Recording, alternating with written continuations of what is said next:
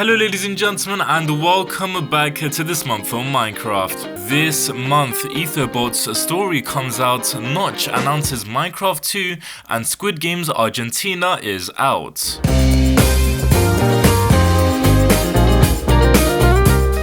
So, before I start unveiling information, I just need to preface that this is not meant with the intention to harass, dox, or slander anyone. I'm simply just unveiling information to the public and they can make their opinions from there. The document to all the information I'm going to be talking about will be linked below. Ethobot is one of the largest Minecraft kids content creator channels with over 7 million subscribers. But behind all of the fun and colourful videos lays a dark syndicate forcing a content factory. This is exposing Ethobot. 6 victims of Ethobot's activities have come forward, with the last one being anonymous. The victims include AnimalMace, CookieBunsquat, SirSean, KatKun, McHorse, and Anonymous. The first victim, AnimalMace, had his videos wrongfully copyrighted, was silenced with legal threats, was slandered, excluded out of events with Ethobot, and had false allegations spread around about him. When Mace and Ethan first met, they were both small content creators. They somehow got distant from each other over time, and this showed itself when Mace started to focus on his own content. He eventually found out that Ethan was saying things about him that weren't true at all, like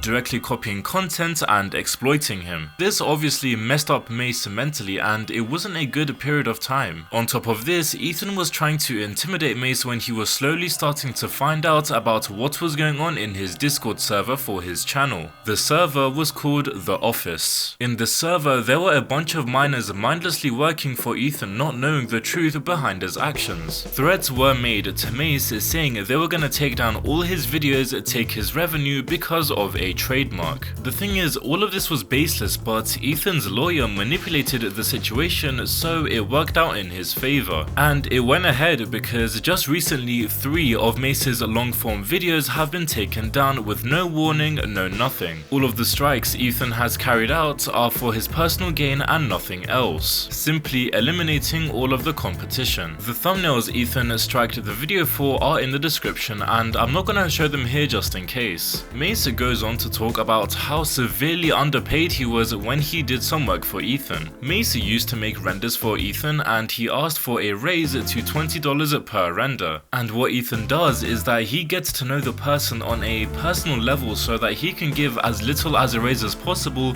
without causing a stir. Going to the slander that was spread about Mace, one of the biggest ones was that Ethan's voice was used by Mace without permission. Every time before Mace uses Ethan's voice, he always asks permission, and you can see this yourself. And in the last year or so, the strangest sequence of events would occur. One of Mace's employees would get a letter from Ethan's mum which went like this. In this past year, I've been hearing of YouTubers copying our content. Some of them have been told to stop, but they don't take us seriously. Send me the links of the channels and I'll make them stop officially. But the most frightening bit comes at the end of the DM. The cease and desist letter is to clarify I have legal grounds to claim all the money you earned off videos copied and the legal cost you would have to pay as well. After this, Ethan started letting his workers know in the office to let other creators know not to copy his content. This is another example of Ethan shooting down his competition. At the end of the document, Mace has a personal message for Ethan himself, and for that I recommend you check out the document.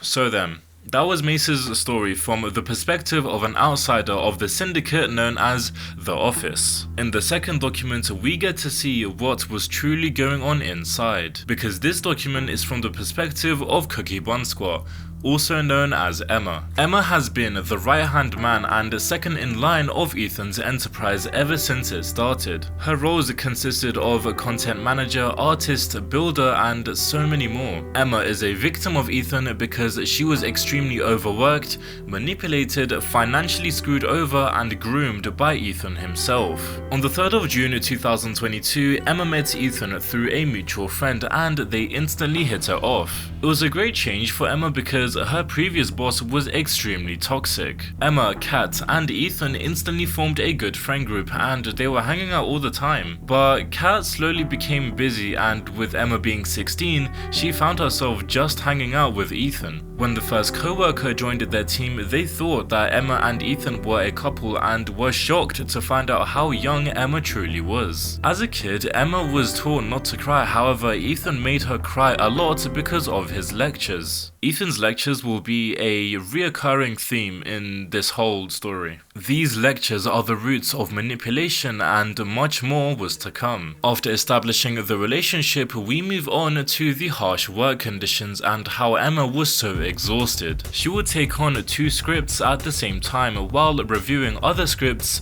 commissions and attending streams and so much more all at the same time. She wouldn't do basic teenager things that everyone else did and instead just worked.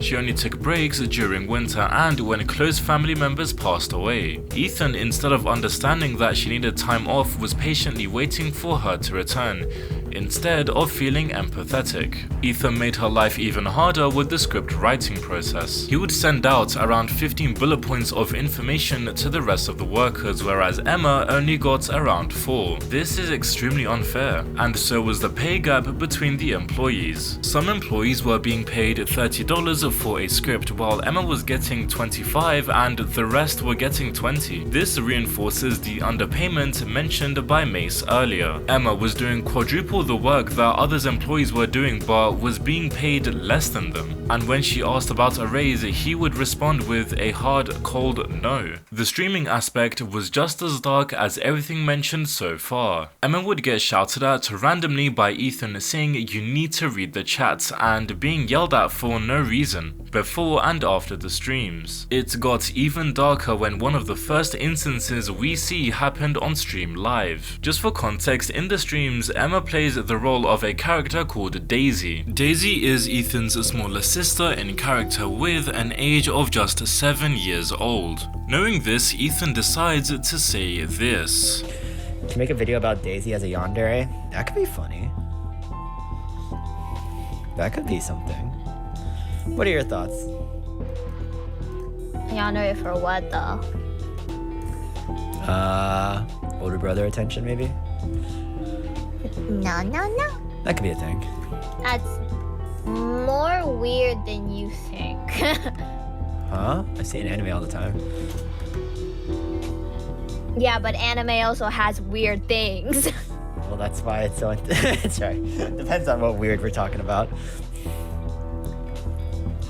Well, I won't say it on stream because I don't want you to get cancelled. So. On top of the manipulation from before, Ethan would also install a family dynamic, saying the phrase, "The office is like family." This makes you feel worse than you usually will when you miss a deadline or something else. Additionally, he always told Emma that she was replaceable. No matter how good or how amazing you think you are, you can be replaced. This is also what drove Emma to overwork herself in the first place. However, she didn't need to. When their partnership ended, Ethan had to find a new voice actor, but the comments had a different opinion. Emma couldn't be replaced because it's the voice the audience grew to love. Throughout their friendship, Ethan would distance Emma from her own friends and discourage her from dating. The prime example of distancing is when Emma wanted to play Among Us with co-workers, but Ethan wouldn't be there. Getting the feeling of being left out, Ethan forced Emma not to hang out with any of the co-workers because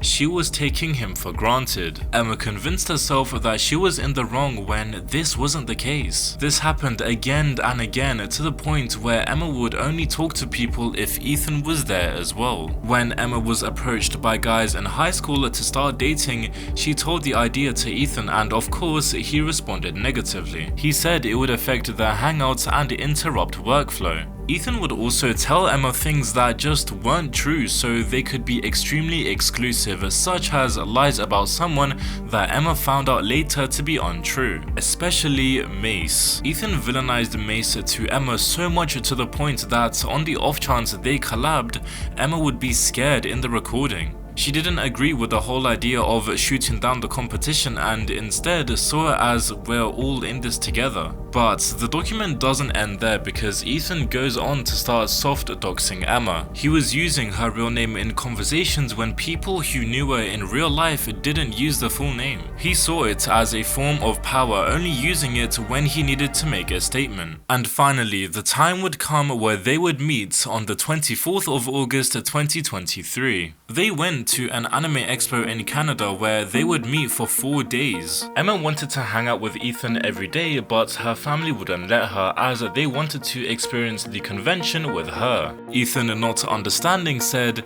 "Ethan paid for all of this and you couldn't make time?" At the time, Emma thought she was having fun but noticed weird things here and there, making the whole interaction very odd. Unfortunately, it wasn't the only time they met up, as for VidCon 2024, Ethan paid for her hotel so she could visit. This was planned months before VidCon, so at this point they were not already friends anymore. That was the plan, but things went a bit differently. Ethan demanded Emma to be with him 24/7. Emma arrived late due to some flight issues, and when she did, she was spending a few hours around some friends. But for some reason, this set off Ethan again. He called Emma, letting her know that he's been crying his eyes out in his hotel because they weren't spending all the time together. On top of this, Ethan's mom started threatening Emma, saying that they won't be paying for Emma's hotel anymore. When the trip finally ended, Ethan did still pay half of the hotel but didn't cover it fully, and Emma paid the rest of it with help from family. And finally we get to the point where the friendship ends, where all of the manipulation and such finishes. The two hadn't been talking for around 3 weeks at this point, and this was the paragraph she was about to send to him. You can pause right now to read it on screen. After going through so much together, the friendship just tailed off until it didn't exist anymore.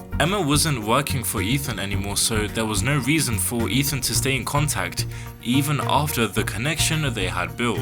This made Emma realize how much she really depended on Ethan, as she talked to him 24/7, literally, and that is where it ended.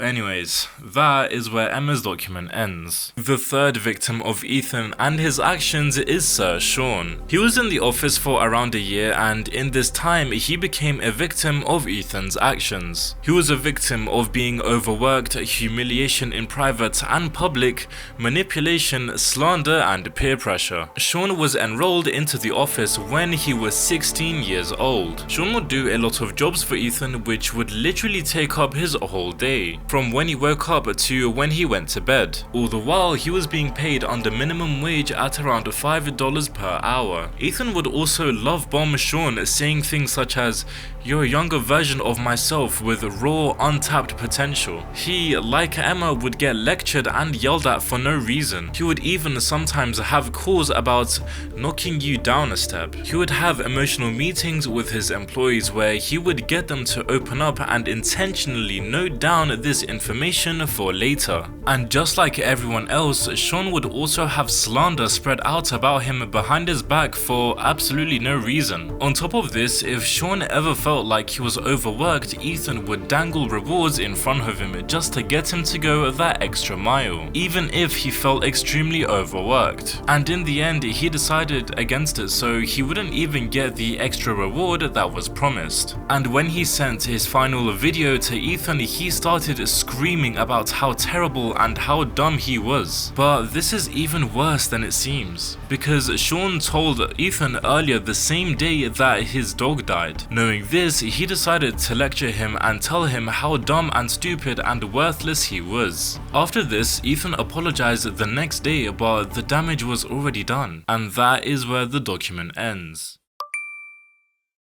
The fourth victim of Ethan's syndicate is KatKun, also known as Kat. She was in the office for around a year and was manipulated and used. The two first met in a server called Creator Games, meeting through a mutual friend. The two then started talking for a while, and Kat eventually caught feelings, but nothing came out of this. However, later these would be used, which we'll talk about more soon. Ethan drove to meet Kat, and on one of the walks, Ethan would say that she has talent talents that she is yet to realize. After this, she was invited to the role of content manager, which she accepted and was expecting to be trained for. But instead of training, she was met with Ethan telling her, "Go figure it out." And he assigned a person to train her that equally didn't understand what they were supposed to do. On top of this, Ethan took plenty of opportunities to scold the cat for doing things wrong, often abruptly calling her where they'd sit in complete silence, where he'd slowly show her what she was supposed to do. Towards the end of September 2023, Ethan would knowingly start leaning into feelings more. This meant that Kat was being led on, which in turn meant that she would work even more, and doing so many unpaid favors. But the call that would ensue would crush her dreams. In this 27-minute call, Ethan's mum would tell Kat that they should stop talking because she feels as if Ethan is leading her on. However, she could still rant whenever she wanted and needed, but Ethan switched up. He decided to take a colder approach to situations like this and act like there was no emotional ties to the person, even if he knew them for years. She instantly said it's a bad idea acting like this and it's gonna destroy other staff's mental health, but he ignored it. She instantly left because she was not going to stay there with this approach to employees. And as soon as she left, she instantly had slander spread about her behind her back. Jesus.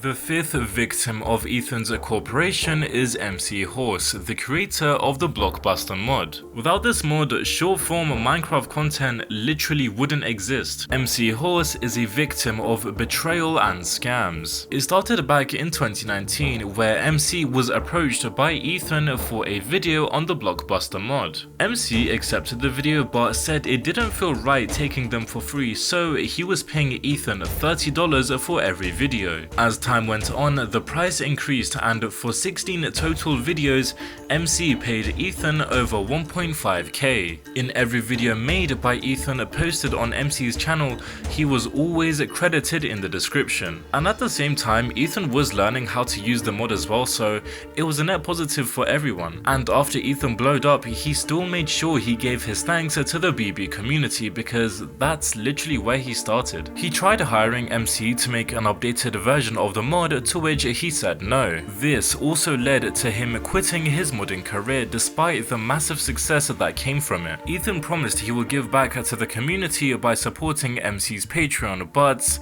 he never did. This got even worse when he wasn't being credited anymore in the comment section. MC told him how hurt he was because of the lies, to which Ethan said, "Oh well, he donated $100 in the end, but it left a sour taste in everyone's mouth." MC ultimately rejected this donation. Ethan then came with a screenshot of the $10 donation tier on Patreon, which wasn't the highest tier available. MC felt disgusted because Ethan had probably earned hundreds and thousands by now, and he wasn't even considering the $50 tier. Distraught and disgusted, he blocked him the next day, never to talk ever again.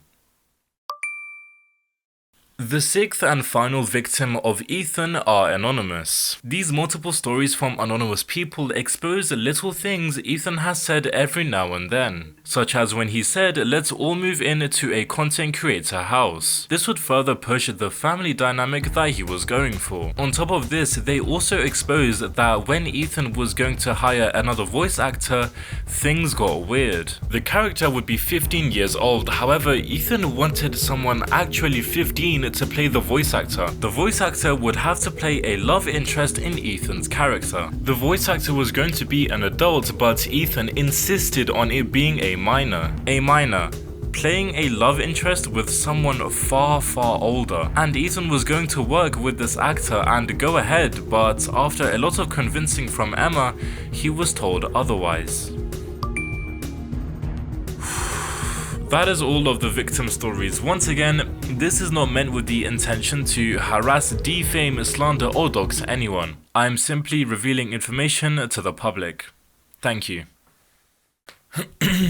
Bada bing bada boom. This month of Minecraft is on Spotify and you have to make sure you go stream it. Every episode from 2023 is up, so make sure you go show as much love as you can. Thank you for the Spotify support. In massive news this month, Notch, the creator of Minecraft, has announced Minecraft 2. In a tweet this month, he explained how he basically announced the sequel to the massive game we all know and love. This whole thing started off with Notch asking as a joke if he should make Minecraft 2 or not. He mentions that even if this were to go ahead, he would see it as a successor to the original game. He does also mention that if it were to go ahead, it could still be a complete success or a complete flop.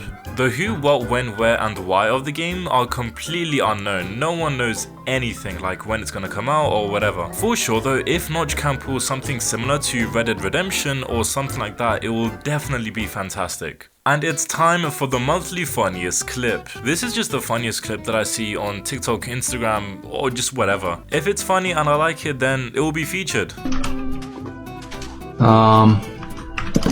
Okay.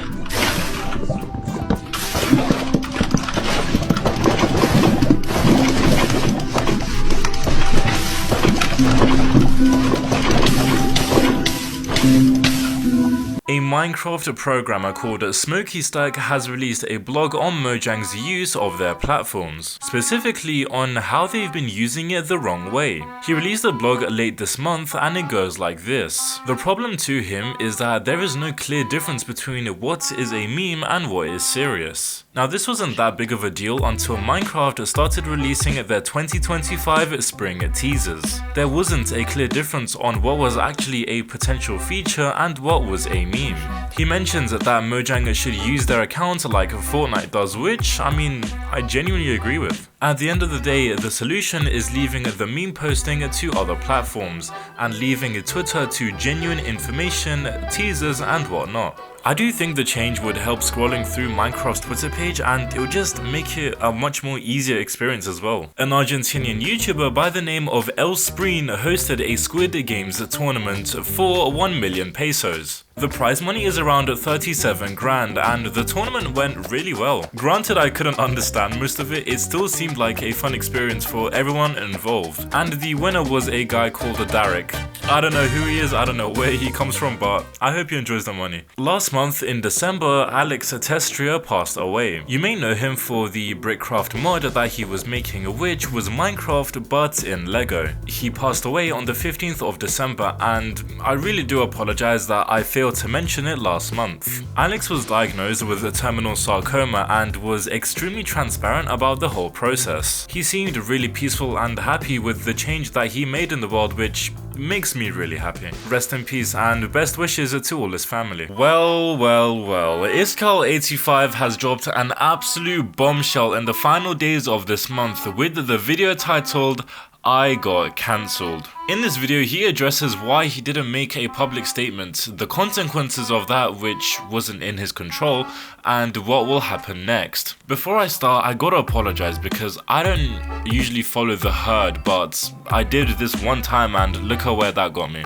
Iskall, I'm very sorry and I genuinely hope you can understand. The video starts off with him saying that the messages that everyone saw were brought straight to the Hermitcraft team. They gave Iskall 2 choices. During the hearing, we are going to hold for you or leave and have a public statement about you made. They gave him an hour and a half to make this massive decision, but instead Iskall chose the third decision. He contacted the police and his solicitors who told him not to attend the hearing. He told the hermits to wait and get the police involved, but they didn't listen, and so the infamous tweet was put out. He goes on to say how experiencing the cancel culture firsthand can ruin someone mentally, physically and socially. Iskall was advised against speaking in public, which is why we haven't heard anything for so long. He also reveals that the woman who got him cancelled had done the exact same to a different creator before. We don't know who, but apparently this had happened too. Although there is still no concrete evidence for us to look at, so